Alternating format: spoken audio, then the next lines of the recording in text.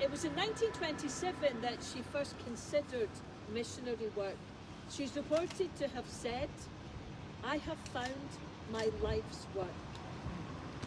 She trained in domestic science and then attended St Combs Missionary College here in Edinburgh.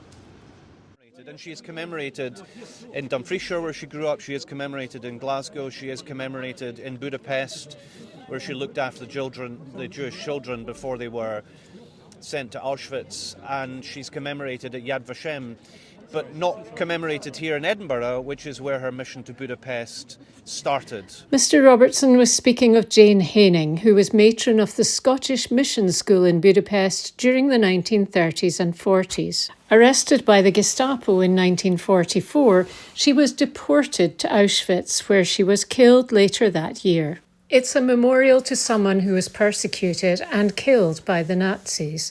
There are many of these in Europe, but this is the very first in Scotland. I'm Deirdre McDowell. I'm a niece of Jane Haining. My mother was her half-sister, and this is amazing to be able to come here today.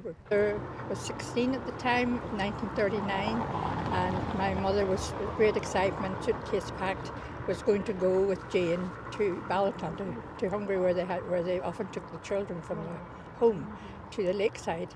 And my mother was so excited about this, she was going to help her for the summer. War broke out, she wasn't allowed to go, weren't allowed. So she couldn't go, and she had to stay behind. But Jane, of course, along with Margaret Prem, the headmistress, they made a horrendous journey back to Budapest because she wanted to be with her children. It's incredibly important. It's vital. I'm so impressed with the Scottish Government for having done this. And I take my hat off to Angus Robertson and all of them for doing this. In the face of such enormous anti-Semitism that's going on at the moment. So the more that we can remember how anti-Semitism has affected the world.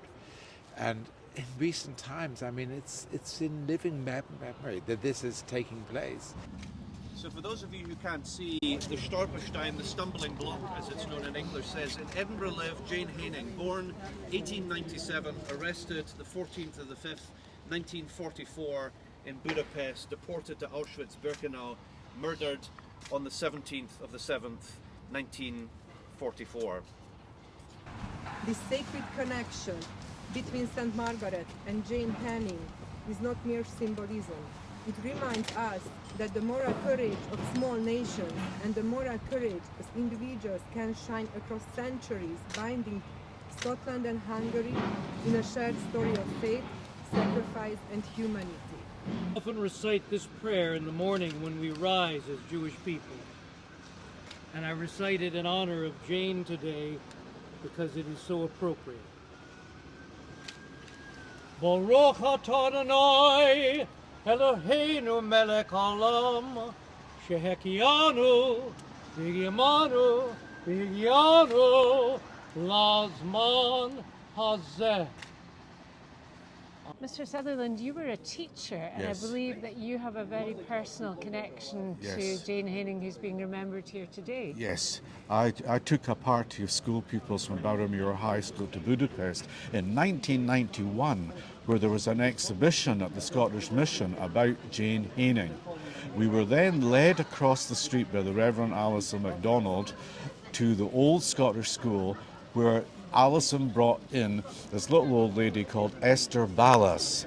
Esther actually is mentioned 8 times in Mary Miller's biography of Jane Haining, and she told the pupils what it was like to be in the care of Jane Haining when the Nazi menace was around during World War II. And I believe that you then brought Esther to Yes. Scotland. Yes, the pupils suggested they liked her so much, they said, why don't we bring her over to Scotland for a holiday?